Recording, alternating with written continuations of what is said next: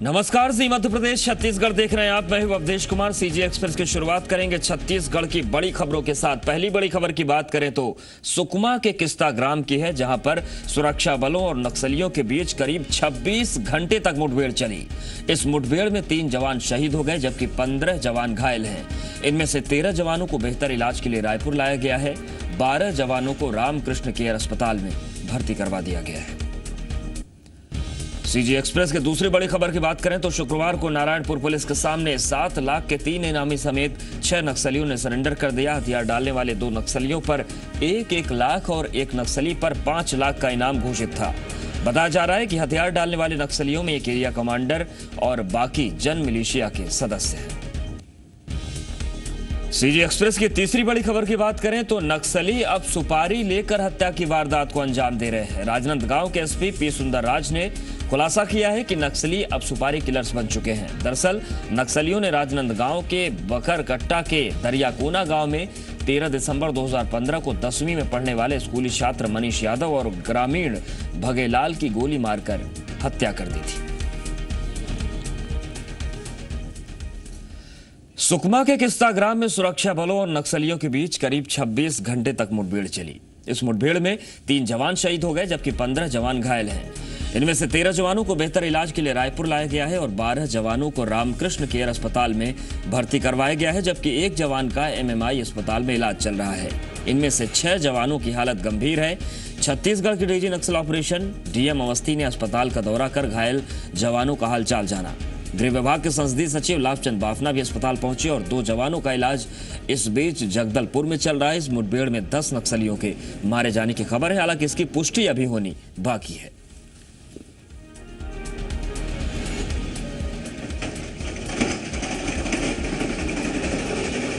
तो सुकमा के किस्ता ग्राम में लगभग 26 घंटे तक ये मुठभेड़ चली थी और उसके बाद हालांकि नक्सली कितने मारे गए ये बात अभी पुष्ट नहीं हो पाई है। 10 नक्सलियों के मारे जाने की जानकारी है, लेकिन सीआरपीएफ के 3 जवान शहीद हुए हैं। 1 जवान झारखंड से ताल्लुक रखते हैं, 1 जवान केरल से हैं और 1 जवान मध्य प्रदेश के सिवनी के रहने वाले हैं। किस्ता ग्राम में सुरक्षा बलों और नक्सलियों के बीच मुठभेड़ हुई थी। आपको बता दें कि डीआरजी और कोबरा बटालियन 208 पर नक्सलियों ने फायरिंग कर दी थी, जिसके बाद 26 घंटे तक ये मुठभेड़ चलती रही और उसके बाद ये मुठभेड़ खत्म हुई, जिसमें जो तमाम जवान हैं घायल उनको रायपुर के रामकृष्ण केयर अस्पताल में भर्ती करवाया गया। इसके साथ ही साथ जगदलपुर में भी 2 जवानों का इलाज चल रहा है। 12 लोगों को लाया गया है और 12 जवान जो भी लाए गए हैं वो इतना बोल सकता हूं कि उनके जान का कोई खतरा नहीं है और हम पूरा संभव प्रयास करेंगे। क्रिटिकल हैं सर, 3-4 लोग ज़्यादा क्रिटिकल हैं, बट हमको पूरी उम्मीद है कि हम सबको बचा लेंगे। ख़त्म तो नहीं हुआ था, पर वो लोग एम्बुश लगा के हम लोग को फंसाए थे और हमने तरीके से मुकाबला किया उनका, क्योंकि जंगल उन्हीं का है, उन्हीं का मतलब क्षेत्र है। टोटल ऑटोमेटिक हथियार वाले थे और कम एज वाले थे, लगभग 25 से 30 के अंदर। बहुत बहादुरी से हमारी फोर्सेस लड़के बाहर निकले हैं और कल रेस्क्यू ऑपरेशन जो चलाया गया, आज सुबह 300-400 लोगों को वहाँ फिर से अंदर भेजा गया था। इन सब के निष्कर्ष में बड़ी मात्रा में नक्सली मारे गए होंगे, ऐसी संभावना है। साजिश तो बहुत बड़ी थी, मगर उस साजिश में ऐसी किस्टाराम और ऐसी एरिया में जाकर अगर हमारे इतने सुरक्षा के जवान लगे हुए हैं, इससे वहाँ के लोगों का मनोबल भी बढ़ा है और जो बड़ी घटना वो अंजाम देना चाहते थे उसमें उनको बहुत बड़ी मुक्ति मिली है, बहुत पराजित होना पड़ा है। और चलिए अब आपको 2 तस्वीरें दिखाते हैं। 13 घायल जो जवान हैं उनका इलाज रायपुर में हो रहा है, तो वहीं पर 2 जवानों को इलाज के लिए जगदलपुर में भर्ती करवाया गया है। 2 तस्वीरें आपके सामने। पहली तस्वीर रामकृष्ण केयर हॉस्पिटल की है, जहां पर 13 घायल जवानों को भर्ती करवाया गया है, जिसमें से 4-5 जवानों की हालत गंभीर है, हालांकि स्थिति उनके खतरे से बाहर है। वहीं 2 जवानों का इलाज इस वक्त जगदलपुर में चल रहा है, उनकी भी स्थिति सामान्य है। और चलिए अब आपको उन जवानों के बारे में बताते हैं जो सुकमा के किस्ता ग्राम में नक्सलियों से लड़ते हुए शहीद हो गए। इनमें से लिंगूराम मिंज, लक्ष्मण सिंह और फतेह सिंह शामिल हैं। फतेह सिंह सिवनी के रहने वाले थे। तो आपको बता दें कि किस्ता ग्राम में जो मुठभेड़ सामने आई थी, डीआरजी और कोबरा बटालियन 208 पर नक्सलियों ने हमला किया था, उसमें 3 जवान शहीद हो गए। इसमें से लिंगूराम मिंज हैं, ये केरल के रहने वाले हैं, लक्ष्मण सिंह झारखंड के रहने वाले हैं और फतेह सिंह मध्य प्रदेश के सिवनी के रहने वाले थे। वहीं रायपुर में मुख्यमंत्री रमन सिंह ने अस्पताल वो पहुंचे और घायल जवानों से मुलाकात की। उन्होंने इस मौके पर उन्होंने कहा कि जवानों के हौसले और जज्बे को सलाम करते हैं। रमन सिंह ने कहा कि घायल हालत में लेटे जवानों का हौसला भी बुलंद है। मुख्यमंत्री ने कहा कि नक्सली बौखलाहट में ऐसी घटना को अंजाम दे रहे हैं।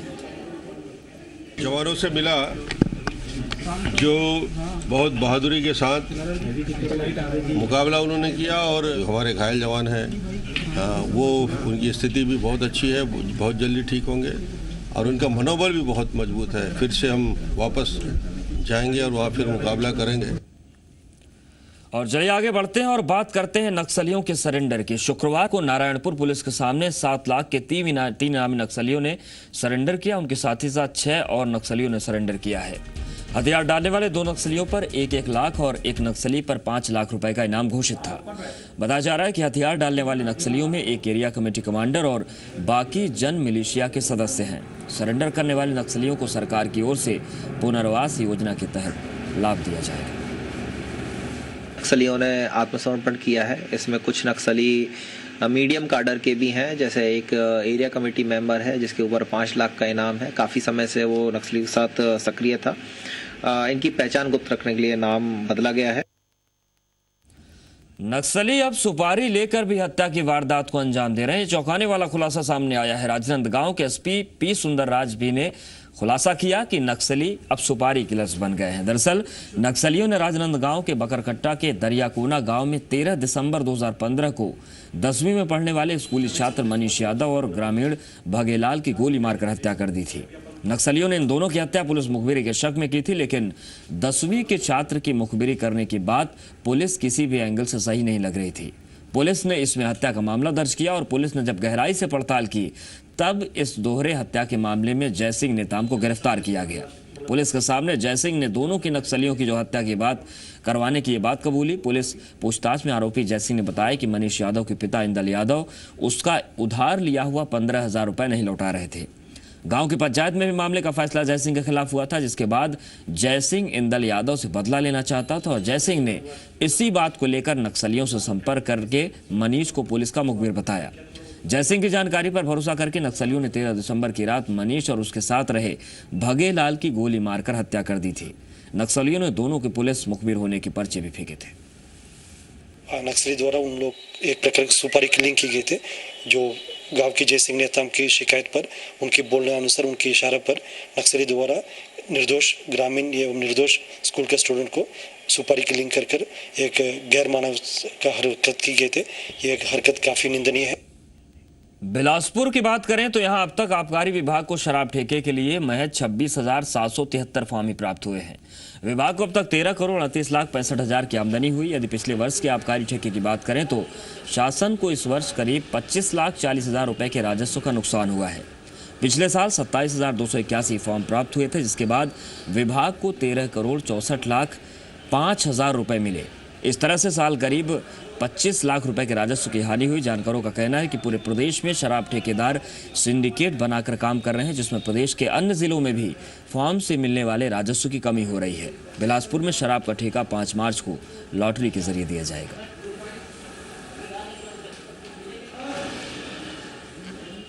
और चलिए बात महासमुंद की करते हैं, जहां पर तुमगांव के बेल टुकरी पूर्व माध्यमिक स्कूल के 13 स्कूलों की तबीयत मिड डे मील खाने के बाद बिगड़ गई। आनन फानन में बच्चों को अस्पताल में इलाज के लिए भर्ती करवाया गया। फिलहाल सभी बच्चों की हालत खतरे से बाहर है।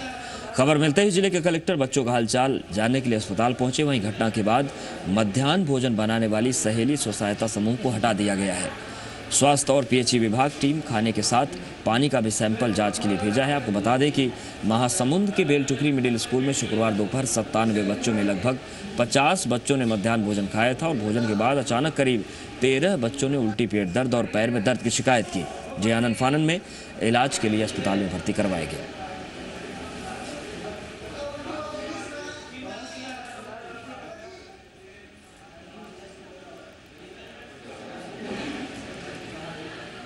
मध्याह्न भोजन करने के बाद कुछ बच्चों ने पेट में दर्द की शिकायत बताई, तो तत्काल प्रभाव से 108 बुलाकर तुमगांव और मेन हॉस्पिटल महासमुंद में बच्चों को लाया गया है। मैं खुद यहाँ पर उपस्थित हूँ और बच्चे भी स्वस्थ हैं। इनमें से 2 बच्चे ऐसे हैं जिन्होंने आज मध्याह्न भोजन किसी कारण से नहीं किया, वो भी यहाँ पर उपस्थित है, उनका पेट में दर्द है। मध्याह्न भोजन करने के बाद पेट पिराना चालू हो गया। और फिर क्या, उसके बाद क्या हुआ? उसके बाद कितने बच्चों का पेट दर्द करने लगा? 15 बच्चे। सब लोगों को उल्टी हुई आई और ऐसे चक्कर आने लगा। चक्कर आने लगा और उल्टी हो रही थी। कितने लोग आप लोग बीमार हो गए? 15। 2 बच्चे ऐसी हुई है जिन्होंने मध्याह्न भोजन नहीं किया था, उनके भी पेट में दर्द हुआ है। तो ये बड़ी सोचने की बात है कि क्या केवल मध्याह्न भोजन के कारण से ये दर्द हुआ है अथवा पीने के पानी की कोई समस्या है जिसके कारण से ये हुआ है। तो ये जांच से ही पता चल पाएगा कि जो वास्तविक कारण क्या है। वहीं भिलाई के जवाहर नगर में पत्नी को बंधक बनाकर उसके साथ मारपीट करने का मामला सामने आया है। पीड़ित महिला ने अपने मकान मालिक पर भी अश्लील हरकत करने की रिपोर्ट दर्ज करवाई है। जवाहर नगर में किराए के मकान में रहने वाली पीड़ित महिला का कहना है कि उसका पति शक की वजह से उसे घर से बाहर नहीं निकलने देता था। पीड़ित महिला का आरोप है कि उसका पति उसे गोदाम में बंधक बनाकर हमेशा मारपीट किया करता था और यहाँ तक कि उसका पति उसे अपने माता पिता से भी बात नहीं करने देता था। पीड़ित महिला का आरोप है कि मकान मालिक संतोष गेहान भी उसे छेड़खानी कर रहा था और जिसकी शिकायत पीड़िता जो थी उसने महिला पुलिस से की, जिसके बाद पुलिस दोनों आरोपियों को हिरासत में लेकर पूछताछ कर रही है। मेरे सास ससुर मारपीट क्या करते थे, शादी भी झूठ बोल के किए, मारपीट गाली गलौज, मुझे टोनी कह के प्रताड़ित करना कि तुम टोना जादू सीखती हो। आज इसीलिए मारपीट है क्योंकि पापा मम्मी आए थे बाहर से, मैंने बात किया उसी के लिए फिर से आज मुझे मारा पीटा गया।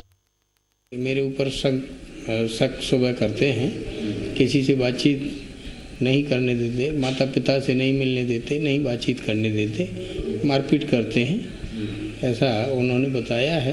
तो अभी उन्हें डॉक्टरी परीक्षण के लिए भेजा जा रहा है। ये अभी पूछताछ में पता चलेगा, ऐसा अभी शिकायत में आया है, तो उसकी जांच की जा रही है। भिलाई में पुलिस ने नौकरी दिलाने के नाम पर ठगी करने वाले 3 आरोपियों को गिरफ्तार किया है। भिलाई के सेक्टर 6 में रहने वाले अखिलेश शर्मा अपने 2 साथियों रामा और लक्ष्मण राव के साथ बेरोजगार नौजवानों को ठग रहा था। बैंक, रेलवे और पुलिस में ऊंची पहुंच होने का दावा करके अखिलेश 5 युवकों से 12 लाख रुपए ले चुका था, लेकिन पैसे देने के बावजूद जब युवकों को नौकरी नहीं मिली तब युवकों ने इसकी शिकायत पुलिस से की। इसके बाद पुलिस ने 3 ठगों को गिरफ्तार कर लिया है। साहब को आवेदन पत्र दिया था जिसकी जाँच पर धारा 420 का प्रकरण दर्ज किया गया। अखिलेश स्वरूप शर्मा को गिरफ्तार करके दूसरे रिमांड भेजा गया है और बीती रात्रि को रामा एवं लक्ष्मण को भी हिरासत में लेकर आज पूछताछ करके गिरफ्तार करके पुलिस रिमांड में भेजा जा रहा है। पेंड्रा में जनपद पंचायत गौरेला के पूर्व सीईओ गेमलाल ध्रुव को जमानत मिल गई। गेमलाल ध्रुव को शुक्रवार को पुलिस ने गिरफ्तार किया था। गेमलाल ध्रुव पर गौरेला में साल 2013 में मुख्य कार्यपालन अधिकारी रहते हुए सरकारी योजनाओं के तहत आने वाली रकम में से 14 लाख रुपए के गबन का आरोप लगा है। यह रकम स्व सहायता समूहों को सरकार की तरफ से विकास कार्यों में खर्च करने के लिए जनपद पंचायत को मिली थी।